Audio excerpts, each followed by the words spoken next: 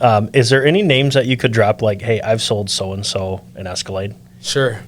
Anyone that you can or feel comfortable with? Yeah, sure. Adam Thielen and I have a really good relationship. So I've been blessed to know Adam since 2015. If there's the athletes that give athletes a bad name, he's the direct opposite. Like, the guy is like, he'd be sitting in here with us, chumming it up. He'd remember your name and whatever.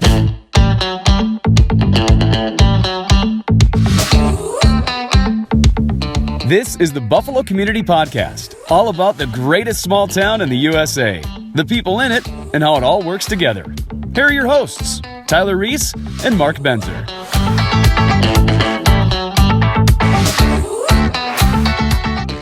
Hey, everybody, welcome back to the Buffalo Community Podcast. Got a fun episode planned. Got another 1999er with us, Kyle Meyer. God. And we got somebody who's almost a 1999er with us, 98, Mark Jackson. So came in from out of town, so appreciate you guys making the drive, jumping on the podcast, and we're going to dive into a number of different topics. Sure. Thanks, guys. Yeah, we're happy to be here. Thanks for having us. Cool. It's Friday. Isn't that kind of a big car day? I mean, how did you weasel out of work today? Well, I got lucky enough to kind of be the boss these days a little bit. So this is something that Mark and I have wanted to do since he started working with us. And so we have enough coverage to make our way out here. Sweet. Yeah. You can move that mic to however you want to sit comfortably. Yeah, you don't look comfortable. I'm not comfortable. I'm going to just lay it. Yeah, there you go. How am I doing now? There you go. It's pretty awesome. Yeah. Cool. It's like, Recliners. how do I be like Tyler? That's what I really want to right. do. So, yeah, anytime, I guess maybe a little whatever, anytime somebody reaches out to Tyler or myself and say, hey, I want to be on the podcast, I enjoy watching your podcast, well, then at that point, it's kind of like, well, thank you. Pump That's a our great ego and- icebreaker yeah, right there. right. So, and that's kind of what happened, is just reached out and said, hey, there's some stuff happening in the auto industry, a couple Buffalo grads.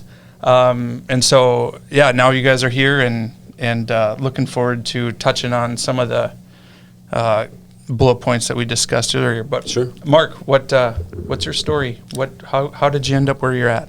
How did I end up where I'm at? Okay, it's kind of a long and winding road, but I graduated from St. Thomas in 2003. I had a couple corporate jobs, did some construction. I've done pretty much everything under the sun. For the last 10 years, I've been a server at some fairly nice restaurants in the area, in the cities. And in 2015, I kind of reconnected with Kyle. I bought a vehicle from him, and we had discussed a couple times since then, in that period of time, me coming to work for him. Mm-hmm. And he was persistent, to his credit. And the last time he called, I was in the middle of a double. I was not enjoying life at that moment, and it was just really good timing. So I said, let's do it.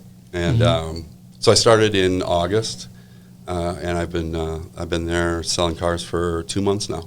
Cool. Been going really well. Yeah, Cartoon Bubble shows, hey, I got a call about your car manufacturer's warranty. You want to come and work for me? Yeah. It's about as fun as there. So that's cool. Yeah.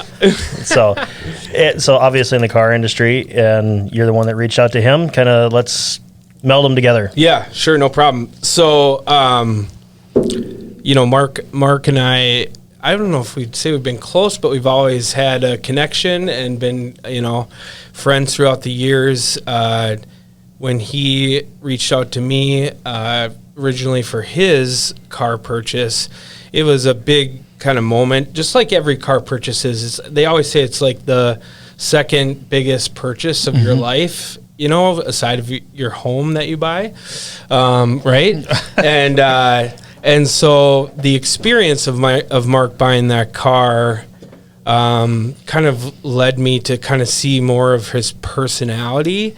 And in my industry, it's not about how much you know about, 3.6 V6 or 2.0 turbos or what trim level it is. It's about establishing relationships, just like most sales is, right?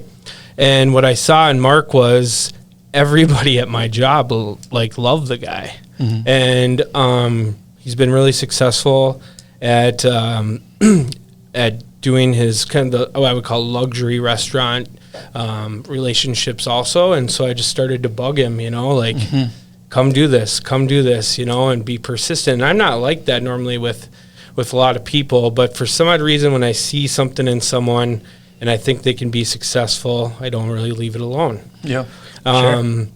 So when I was with Maury's, where I sold him a car, that didn't work out in his time frame, didn't work out at his place. And then we kind of reconnected, and he was over at the Cove in Wayzata. And I had recently moved where I'm at right now as a sales manager at Luther Cadillac in Roseville. And my job is to come in and try and make that place the number one Cadillac store, which I've been blessed to do at a couple of Cadillac stores in town. And the only way you can do that is with the right team. And so kind of revamping the team there. And I, didn't want to bring in any established salespeople from the auto industry, any bad habits. I wanted to kind of greenhorns that I knew were really good with people. And all I have to do is really just kind of teach them about what I know about the business, what somebody did for me, and then reassure them that this is something they're going to be good at, because it's a lot to learn. And just like anything else, it can get overwhelming. You get down on yourself, that sort of thing in the beginning, and you just need a little support. And, Mark, after his first full month in there, has hit a point where he's collecting a check, and that doesn't happen with everybody. So I'm proud of his, beginning here, and I think it's gonna be a bright future for him in there. So. Congrats on the paycheck, bro. Thank you. Yeah, Nice. paychecks are good. Yeah. Commission check, I should say. Everybody gets a paycheck. Right. I guess. No, I hear you. Right. I hear you. God, what a crazy time in the automotive world. Jumping in.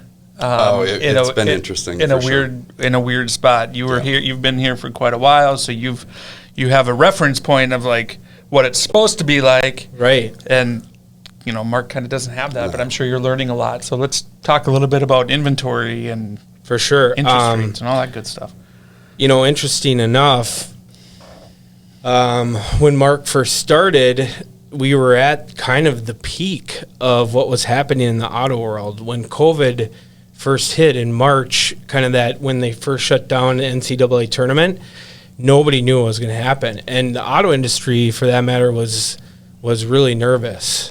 In fact, the store that I'm at right now had a plan to construct a brand new building, and they shut that down right as that NCAA tournament canceled, and the NBA kind of first of that. And what ended up happening is it boomed the auto industry because of supply and demand. And what you saw happen from my side of things is there weren't a lot of people who ordered vehicles, like in my first 10 year with Cadillac. But in the last, year and a half, 2 years, you sometimes can't get a vehicle unless you order it. So you would have a lot of sustained inventory. Like normally I'd keep about 120 to 150 new cars on the lot. You'd always be able to have a variety of them, and you'd be able to cater to people's wants and needs, especially when you're buying a luxury car. Everybody wants, what they want. They want their color combos. They're spending a good grip of money. They should have a good experience. But for the first time, it was like almost like we'll take it if it was there. Sure. Or else you're ordering it. And in that sense, there were also headaches that have continued on, which are logistics, microchips. So if you guys have heard, there's these microchips that go in all of these cars that can control all the computer electronics. And there were shortages of that because of where they were made in the world and COVID and all of that, which then, pushed down the supply of vehicles, but then also the demand. So what we've seen, in other industries. So just a real different time, I guess.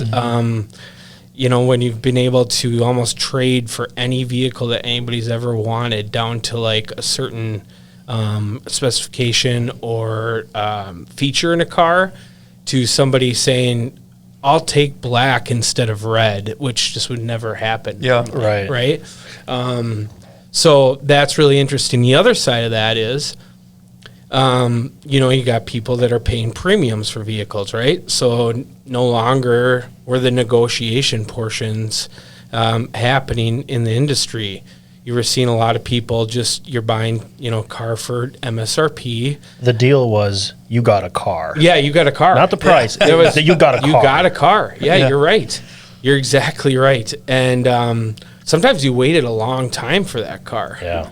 And there is some shady stuff that happened out there that I've heard of, with people like getting, sideswiped for their vehicle because someone paid $5,000 and all that stuff. Sure. But, and then the other side of that is, so that for the consumer wasn't as good, things priced up. But the flip side of that was then people weren't trading as many used cars. So the used car market and the values just went, things I have never seen and never thought I would see in my whole career. These, at one point, I remember this person, actually a former, I won't say his name, but a former 99er who leased a Cadillac from me. We got him out of his lease early, used enough equity to lease him a new Escalade with no money down, and he saved $10 a month. And the price of the vehicle was about $15,000 more because we were in between two generations of Escalades. So, that never happened previous to COVID. And that's, that's because of the lack of used cars that were out there. So that did help consumers in a way. It also created an even more of a mudslide for any used car. Because if there's a lack of new cars, because, you could sometimes find another new car that would be similar. But a used car can almost be more of a unicorn than anything else. Yeah, for sure. So that market was very interesting. Where we sit today is we're not at the peak. We're not back to where we were pre-COVID. We're still in an area where I would say you have a lot of value in a used car, and you're seeing it a way above what averages would be. But the books the books like the NADA, which the banks use, KBB, Kelley Blue Book, which most consumers are aware of, and then Manheim, which is like an auction value. Those are kind of three things that dealers go off of, and then we're able to kind of see similar vehicles with similar options, similar miles, and where they're priced and how long they've been on the lot. So we're seeing some of those books like start to swing. And the big ones the first ones that have started to kind of come down are your high-end like trucks, your 3500s, your even Escalade, pre-owned Escalades, previous to the body style change, Raptors, those sort of things. Those things were going, I heard one time a guy traded in his 2020 Sierra with like 12,000 miles, and he got $15,000 over MSRP. Yeah. And this was in 21, and I was just like, that's like a whole nother car I in know, some areas. right? Like, yeah, it's just so the auto world is still healthy. Like, it's very healthy, but we're starting to see inventory. When I first got to Luther Cadillac in Roseville I started April 25th. We had 2 new cars in inventory in the whole lot. It was like a sedan and one of the smaller SUVs. Right now, I think we have about 16 to 18 new cars on the lot. You won't be able to sniff a new Escalade. We have probably 20 orders on each side of the long body and short bodied. But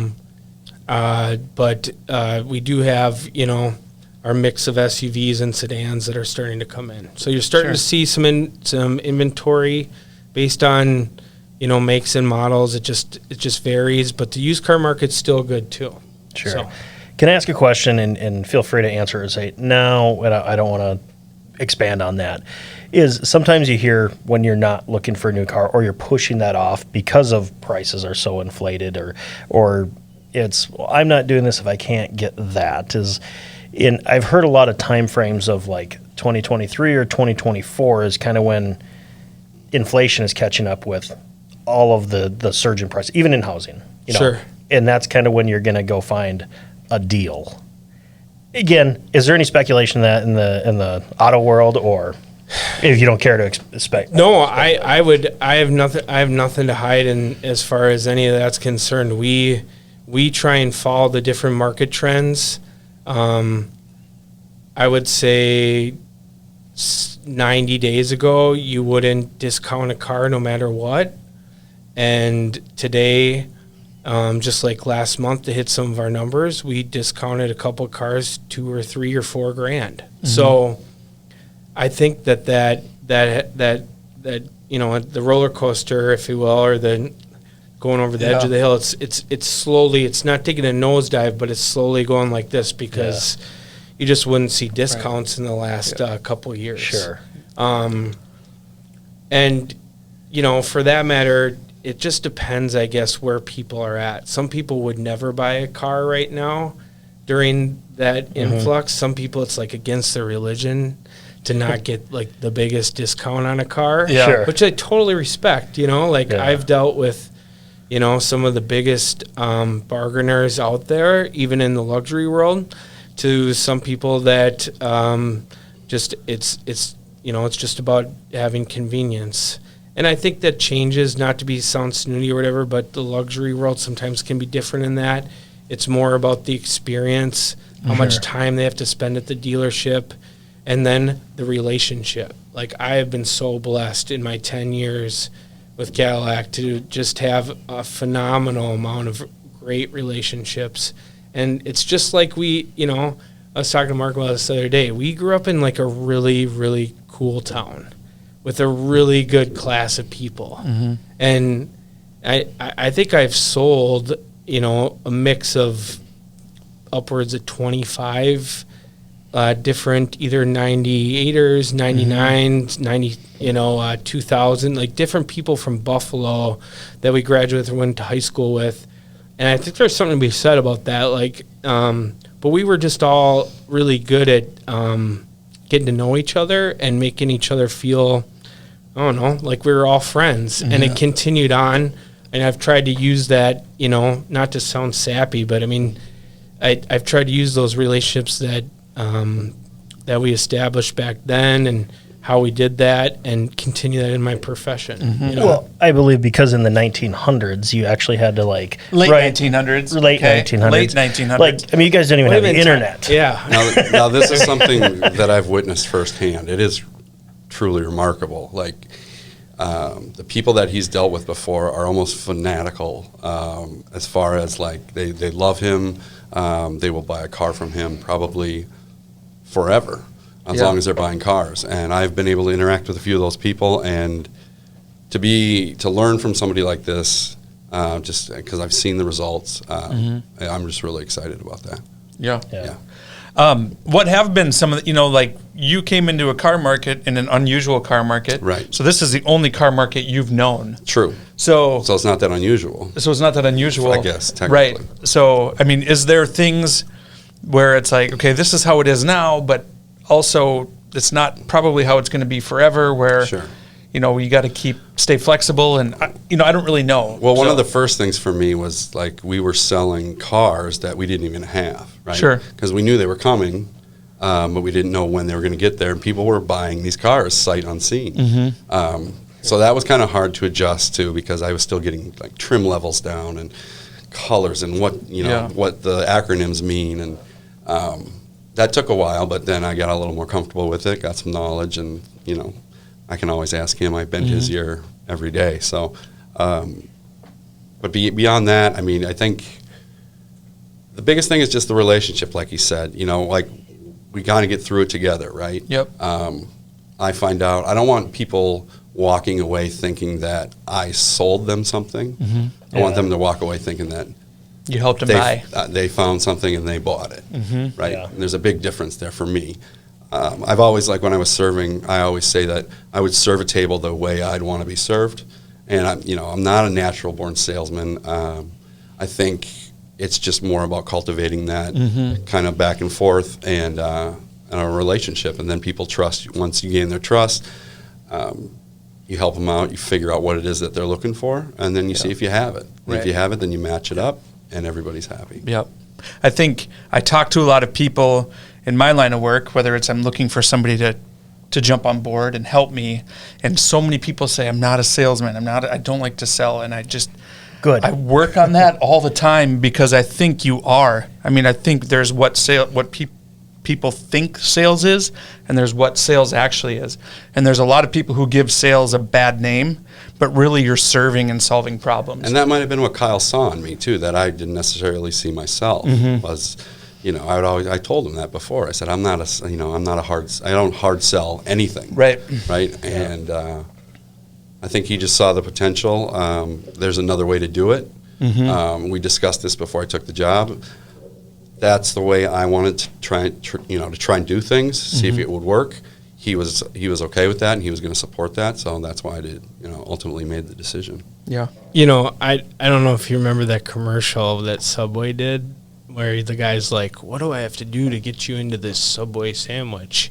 And I feel like and it's actually just in a feeling. I can't tell you how many people come into the dealership. And I hear this line. I've heard this line for so many years. I hate this. Like, I hate having to do this. This is like my least favorite thing, to go out and buy a car. Like, I dread it. Like the whole thing. So to change someone's perspective on a buying experience, to actually try and like have it be fun. Like, there's stuff we do. We put a big red bow on their car, and we make this big placard for them. And not to blow it up and like make it something it's not, but like I try and have all the paperwork ready if I can. Like, so you're not seeing that daunting 4-hour experience. And you walk in, you take a picture with your car, because it should be fun. And so many people say, like, I dread buying a car. And to have people say this was the easiest like car buying experience I've ever had, that's a huge compliment. This is the most fun, or this was just pain free, that kind of stuff. I know what all that means now, and that's probably the biggest compliment you can get from my standpoint. So time frame, because I know how long it took when I last purchased, and I'll tell you the type of purchaser I am. Ooh, I like that one. I'm going to buy it. Mark, get his number. So I walk in, and okay, it's 9:00 in the morning. Yep, you have it. It's available. Boom. How fast can we get out? Everything else checks out. It's all financing is there. Everything. How fast is that? Typically. So that's going to depend on the dealership and who's running it. Sure. Because some people are scared to death to let a customer go, or to leave the dealership, or whatever. It's also going to depend on your skill level of your finance business office and your sales consultant. If you got Mark early on here, it might take a little bit longer because he just hasn't been through the paperwork and all that process as much. He's getting there. But if you were to walk in my store and you said that to me, I would literally say, Tyler, let me grab your driver's license, your insurance card, make sure it's valid. You're going to finance, let's say you say yes. Yep. I'm going to have you fill out the application. I'm going to have my business manager come over here. He's going to just find out what exactly you're trying to do with your auto portfolio. And then I'm going to send you on your way. I'm going to reconvene in about 45 minutes to an hour, depending on if the car is clean. We're going to come back. You're going to be in and out of here in 15, 20 minutes. Perfect. Yeah, that's. I look at that like everything. I'm a point and shoot type of buyer. When I want to buy something, and you can totally screw up that whole experience for you. Thank you. By being the sales guys that's like, oh yeah, take a seat. I'm gonna gather all this, and then he gets all the information together and he goes and puts the folder up like on the sales manager's desk, and there's 3 other folders there, and you're like watching it over there, like when are they going to get to my folder? And then, they have 1 or 2 finance guys and they don't get to, and now you've been, sitting there for 45 minutes waiting to be talked to somebody, finally come over and talk to you. They go back, maybe find what bank they are, have to print paper, that's another half hour. Now you're like an hour and 15, hour and a half into this, and you are never going to go back to that place. I don't care. I truly believe your experience as a point and shoot buyer has been totally ruined in that hour and a half because they didn't listen to the number one thing, which is like, I want to do as quick as possible. Yeah. Or else be transparent. Like that, I learned that early on. I didn't always do this right. Like, you learn by trial and error. This is going to take an hour and a half. When is the best time that you have an hour and a half to complete this? Yeah. Which would be perfect for like somebody that wants to just do that. Okay. Right. Expectations has been managed. Yeah, set the expectation right away. Right. Yeah. When Under promise. when we've been super busy and let's say somebody's from out of town. I got 2 people from out of town there. It rarely happens like the same time. I'll send somebody to the restaurant next door. I'll buy Jimmy John's. Like we'll do stuff because I just think that time frame is so important because everybody talks about how long it takes to buy a car. Yeah. And then that's everybody's horror story. Is it took 6 hours. It's so long to buy a car. Yeah. So As we're kind of like winding down, I know we've got a hard stop here coming up. Sure. But as industry-wise, your connections with Buffalo here, I do follow you on Facebook. Is there any names that you could drop like, hey, I've sold so-and-so an Escalade? sure. Anyone that you can or feel comfortable with? Yeah, sure. Adam Thielen and I have a really good relationship. So I've been blessed to know Adam since 2015. If there's the athletes that give athletes a bad name, he's the direct opposite. Like the guy is like, he'd be sitting in here with us, chumming it up. He'd remember your name and whatever. I also got really, really extremely blessed to get there's one guy that pretty much controls the whole Minnesota Wild team, and somehow I earned his trust in 2015, so I've basically made my way down the Wild list, like Parisi, Suter, Dubnik, Josh Harding, Eric Stahl. I'm really good friends with Jason Zucker. I played golf with him last summer, even though he's in Pittsburgh now. I've got guys like, I've even done Dustin Bufflin because I've been referred. Right now I'm doing Brian Rust from the Pittsburgh Penguins, referred by Zucker. Patrick Waugh. I did Mike Babcock, the coach. So a lot of hockey guys. Yeah, so any more? Like Everson Griffin. That's pretty cool. A lot of, it's just, That's cool. And those guys, I won't break into too much, but those guys are kind of it's a different thing for them. Sure. The price and that kind of thing, you're not trying to take advantage of them, but what can I do to help their busy schedule? Because the last thing they want to do is drive their car in for service. So every one of those guys I learned early on, I'm going to get their car for oil changes. I'm going to come get their car once a year and clean it, maybe twice, depending on how many kids they have. Yeah. I'm never going to make them come in the store because they just cringe to come in a store and get berated. Yeah. But I am always going to ask for a jersey. Yeah. I like that. Yeah. Don't be afraid of the ask. Yeah, exactly. Well, cool. Thank you so much for shedding some light on it and coming back to Buffalo and our little piece of heaven here. Yes, sir. Yeah. Thanks for coming in. having us.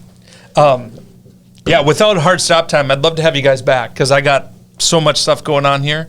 But it's my schedule that's preventing this from going on a little bit longer. We were on Mark Jackson time, so we were here about 20 minutes late. Gotcha. So That's all right. And Mark Taking care of the customer. Yeah, Mark didn't even get to talk about what he's truly, really talented at, some of his art, which I'd love to talk about that too. exactly. Yeah.